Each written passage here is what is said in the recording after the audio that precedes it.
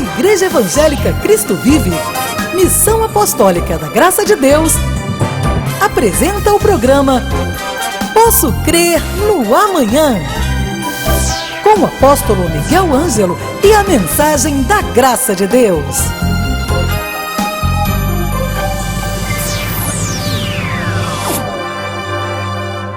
Graça e paz, sejam todos bem-vindos ao programa da Igreja Evangélica Cristo Vive, Missão Apostólica da Graça de Deus. Eu sou Bispa Ana Caroline, mais uma vez estou aqui em nome do meu pai, o apóstolo Miguel Ângelo, e da Bispa Rosana, que são os bispos primazes do nosso ministério, e juntos vamos, mais uma tarde, compartilharmos a palavra do Senhor, vamos assistir a mais uma parte da mensagem que está sendo veiculada durante toda esta semana e vamos também confirmar e reafirmar algumas coisas no nosso coração, nos nossos pensamentos, enfim, no nosso interior. Este mês de março tem sido um mês importante porque nós estamos tratando a respeito de finanças à luz da Bíblia Sagrada. Meu pai é uma pessoa muito cuidadosa com as questões do altar, daquilo que é oferecido às ovelhas do Senhor.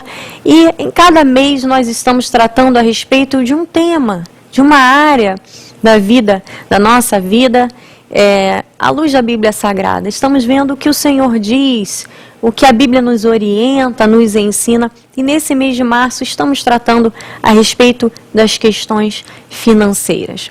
Ontem nós falamos um pouco a respeito da confissão, a importância do que dizem os nossos lábios para o nosso sucesso ou o nosso fracasso, para estarmos enredados ou estarmos livres para voar, para crescer, para atingirmos aquilo que o Senhor tem para nós. E hoje eu quero falar a respeito de algo que também é essencial para uma vida abençoada, que é a sabedoria.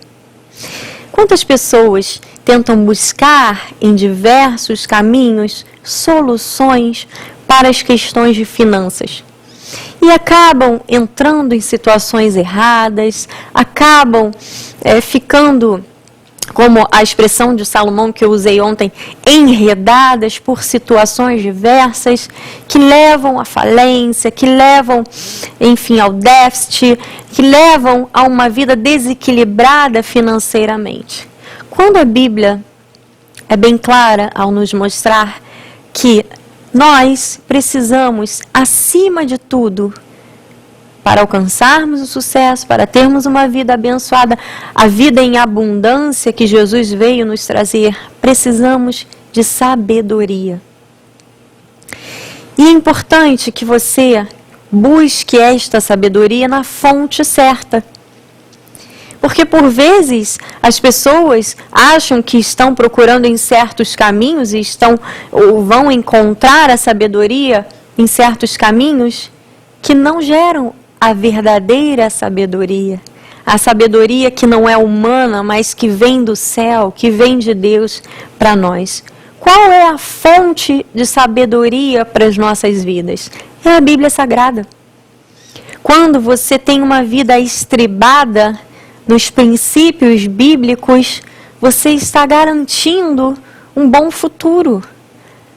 Você está garantindo uma casa, uma vida bem alicerçada e, por consequência, firme, inabalável. Veja que aqui em Provérbios, e ontem eu trouxe Provérbios e hoje também, porque eu vejo nessas passagens bíblicas orientações para todas as áreas da nossa vida e que são sabedoria para nós. Veja o que diz aqui Salomão em capítulo 24, versículo 3, ele diz: com a sabedoria edifica-se a casa, e com a inteligência ela se firma. Será que essa inteligência é apenas ter um QI acima da média? É ser alguém muito estudioso? Isso também conta em alguns momentos, com certeza. Mas essa inteligência é algo que nós buscamos em Deus para as nossas vidas. Esta sabedoria são os conselhos bíblicos para o nosso dia a dia. E ele diz: pelo conhecimento se encherão as câmaras de toda sorte de bens preciosos e deleitáveis. Salomão, que era um grande rei, ele usava uma linguagem muito peculiar. As câmaras eram os quartos, as salas que haviam no palácio, onde eram armazenados, eram guardados os tesouros. Ele diz: pela inteligência, pela sabedoria, pelo conhecimento, você acumula toda sorte de bens. Quando você segue o conselho certo, você tem uma vida bem-sucedida. Não quer dizer que todos vão ter salas cheias de ouro, pedras preciosas, porque esse não é o conceito. Não, nós estamos vivendo em outro momento da sociedade. Mas quer dizer que quando você tem um alvo, tem uma meta, busca a direção na palavra do Senhor, tem boas atitudes, é uma pessoa que reflete, que não é insensata, que busca no Senhor a orientação, você tem uma vida bem-sucedida, abençoada. E ele diz: mais poder tem o sábio do que o forte, e o homem de conhecimento mais do que o robusto. Versículo 6. Com medidas de prudência farás a guerra. Na multidão de conselheiros está a vitória. Veja que tremendo. Ele nos ensina que as nossas empreitadas de vida, aquilo que nós precisamos fazer, aqui ele usa uma guerra como sendo uma situação que precisa ser bem planejada, que precisa de bons conselhos, mas isso se aplica a qualquer empreendimento, a qualquer coisa que você deseje fazer na sua vida. Ele diz: tudo tem que ser feito com prudência, sabedoria, cuidado, zelo. Não tenha atitudes precipitadas, não faça a primeira coisa que vier à sua cabeça. Pense, reflita, busque na Bíblia Sagrada. Será que isso é bom para mim? Será que Deus vê isso como algo bom para a minha vida? Planeje a sua vida, planeje o que você deseja fazer, porque ele diz: olha, na multidão de conselheiros está a vitória. Hoje é quarta-feira e é um dia em que nós nos reuniremos na casa do Senhor para recebermos conselhos de Deus. Hoje, logo mais às 7h30, você é nosso convidado para ouvirmos o que o Senhor tem para a nossa vida. E Salomão disse: na multidão dos conselhos e dos conselheiros está a vitória.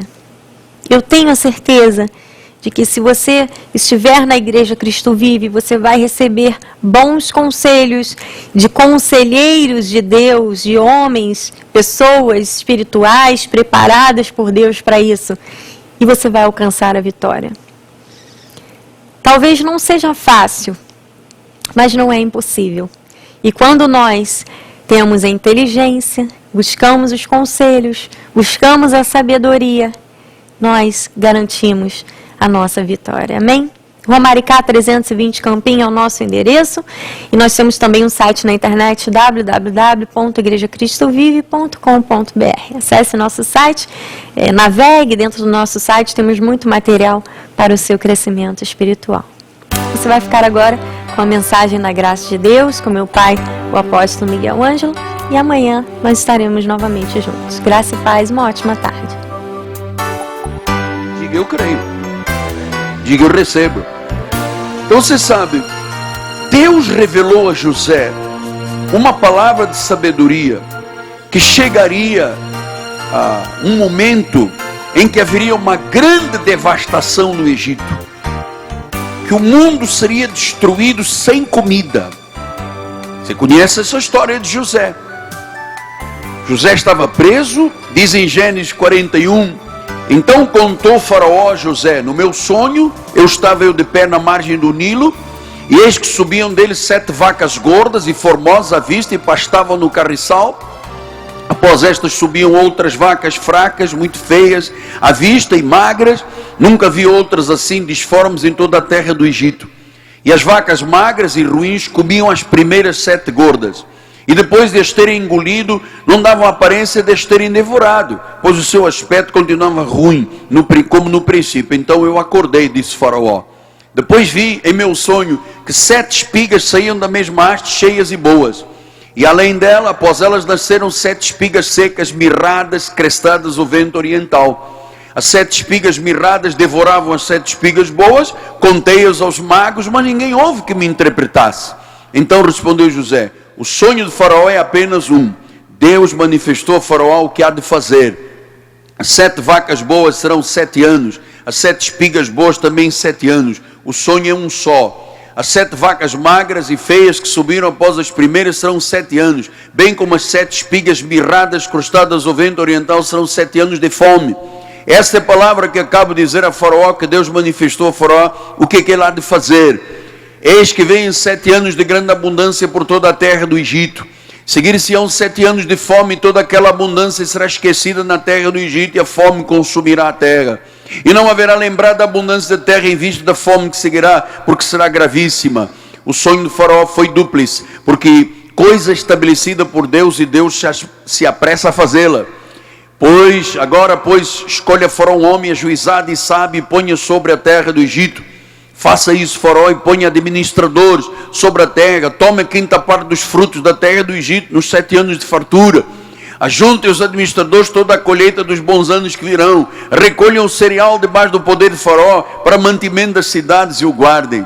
Assim o mantimento será para abastecer a terra nos 7 anos de fome que haverá do Egito, para que a terra não pereça de fome.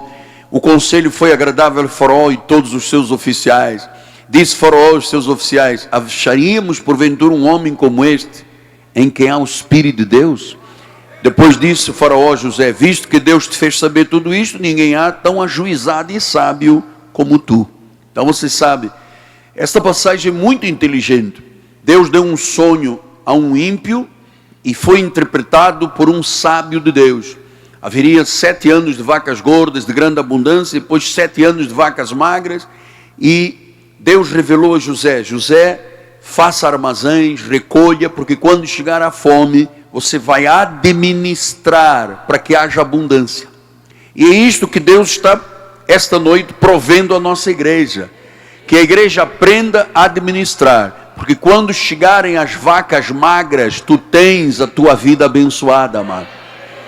Tu tens uma vida bem administrada. Tens uma vida próspera. Não haverá fome, não haverá desamparo, porque tu vais administrar conforme o juízo de Deus, a sabedoria de Deus. Veja depois em 49:22, José é um ramo frutífero junto à fonte. Nós somos como árvores plantadas junto à corrente de água, né? Seus galhos se estendem sobre muros. Isso é nossa vida. Os flecheiros dão amargura, atiram contra ele, o aborrecem.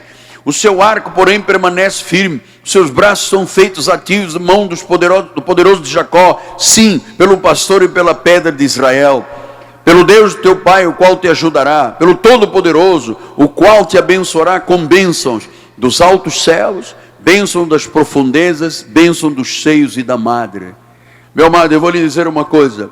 Esta igreja tem as bênçãos dos altos céus. Você tem as bênçãos dos altos céus. Você tem as bênçãos das profundezas, sabe?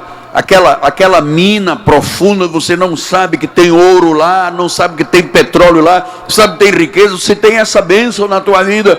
Você tem a bênção dos seios e tem a bênção da madre. Ou seja, a tua família será sempre abençoada, porque Deus te dá sabedoria através deste altar para administrares a vida. Nunca haverá vacas magras na tua vida, meu amado.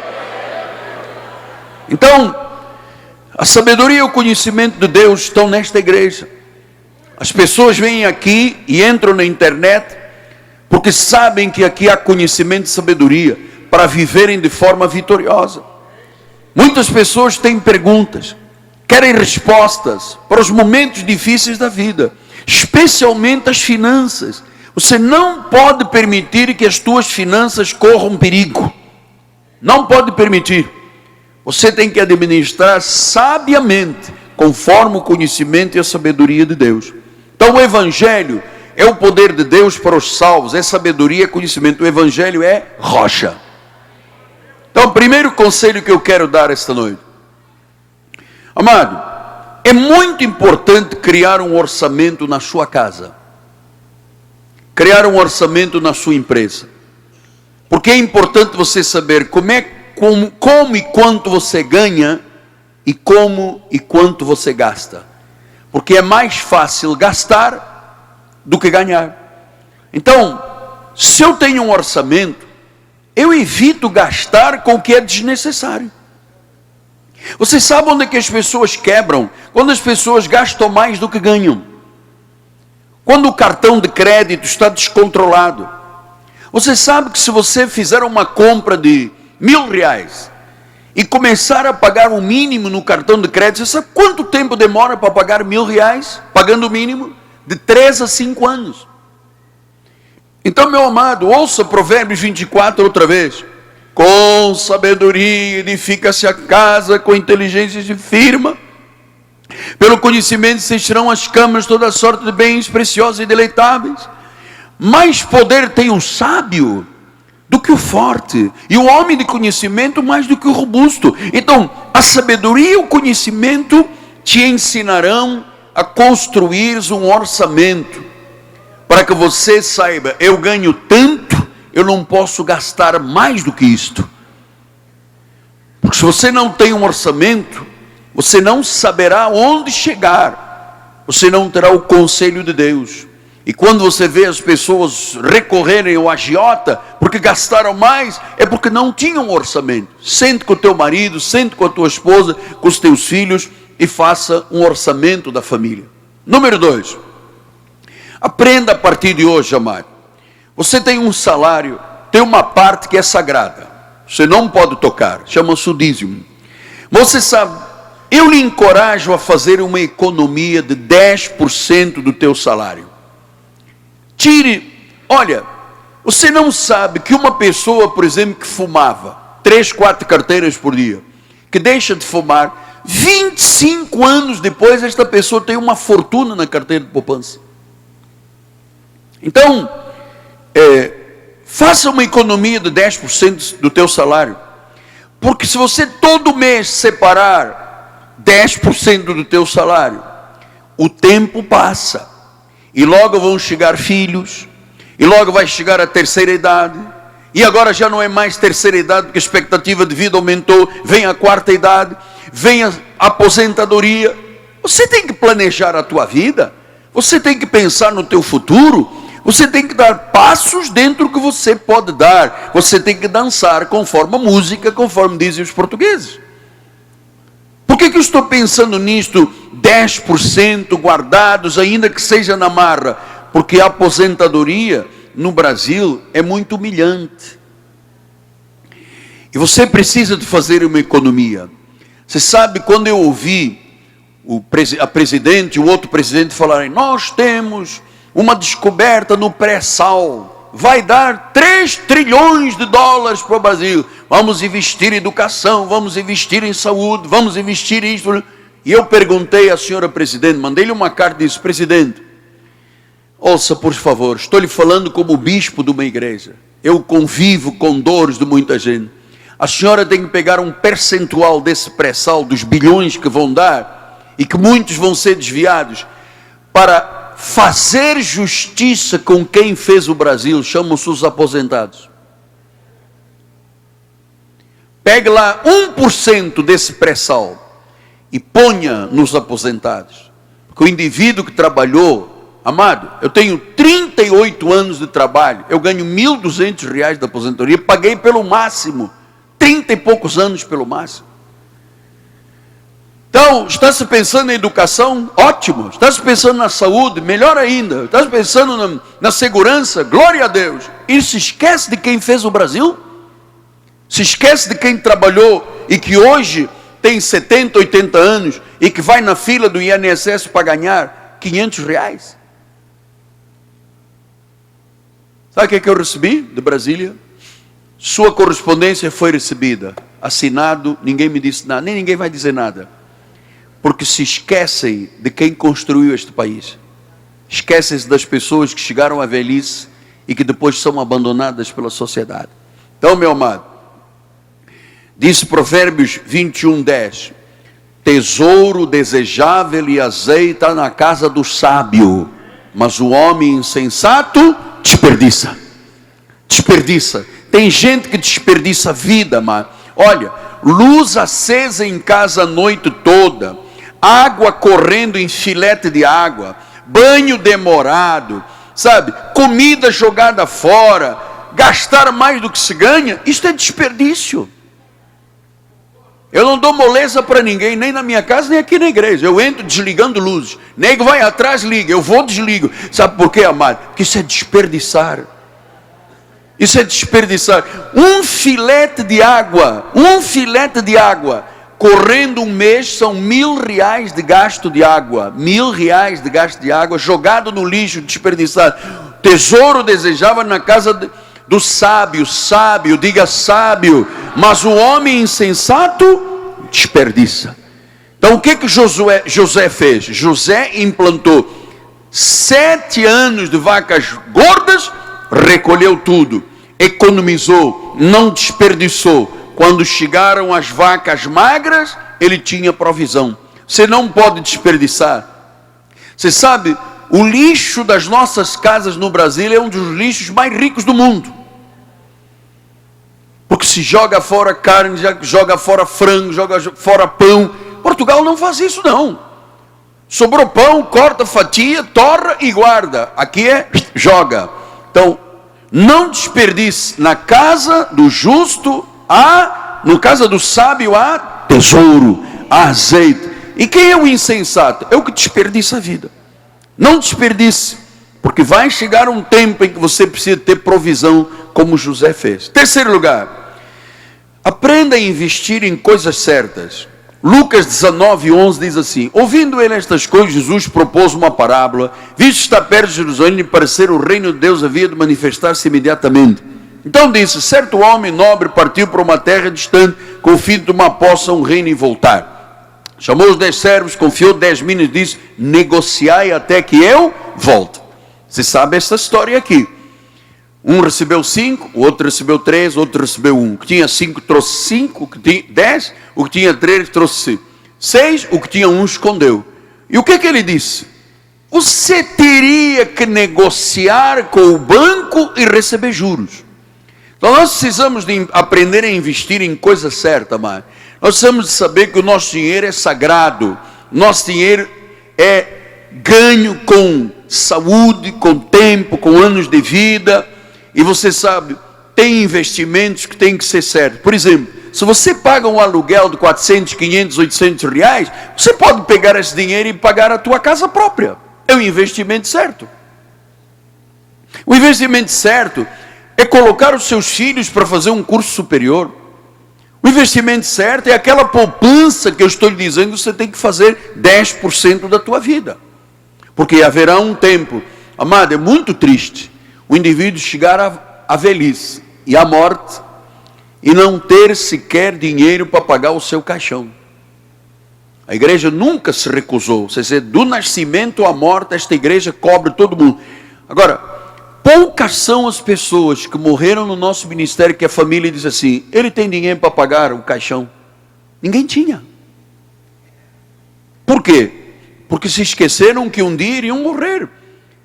Então nós estamos aqui ensinando a verdade ao povo de Deus. Não ter sequer dinheiro para pagar 800 reais de um caixão é muito triste. Então nós estamos dizendo, invista na coisa certa. O seu carro, a sua casa, o seu curso, a sua poupança. Há coisas que são de longo prazo, há coisas que são para o futuro. Mas investir, por exemplo, na carreira, meu amado, é muito importante. Provérbios 24:27 diz assim: cuida dos teus negócios lá fora, apronta a lavoura ao campo e depois a tua casa. Então você tem que pensar o teu curso superior, a tua especialização, a educação, a cultura. Primeiro cuide destas coisas e depois cuide da tua casa. Então é muito importante o investimento hoje num curso de línguas, informática, um curso superior, um MBA, uma pós-graduação, um mestrado, um doutorado. Pouca gente pensa nisso. Eu sei de muitas pessoas que perderam, porque nunca pensaram no futuro. O futuro chega, meu amado. Esta mensagem estará disponível em nosso site www.igrejacristovive.com.br. Leve a Cristo Vive com você no seu smartphone ou tablet. Fotos, mensagens, informações e a nossa rádio e TV web 24 horas online. Assista nossos cultos com transmissão ao vivo. Cristo Vive com você em qualquer lugar. Disponível para baixar nas lojas de aplicativos iOS e Android.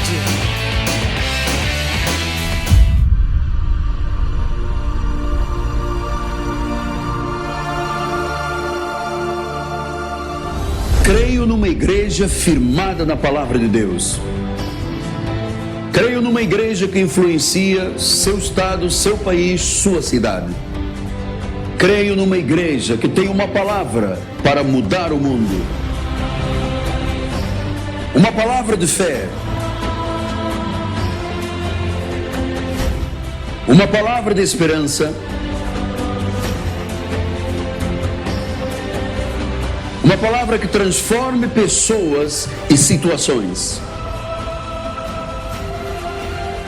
Uma igreja que louva ao Senhor acima de qualquer coisa. Uma igreja em que as pessoas são valorizadas.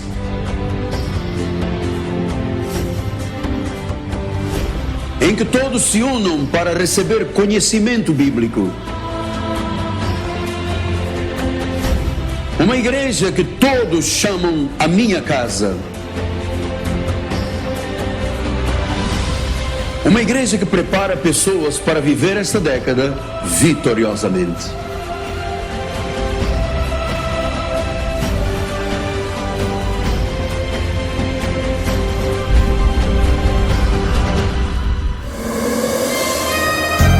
Você acabou de assistir ao programa Posso Crer no Amanhã, da Igreja Evangélica Cristo Vive, Missão Apostólica da Graça de Deus. O apóstolo Miguel Ângelo convida a todos para estar com ele no próximo programa com o ensino da palavra da Bíblia Sagrada.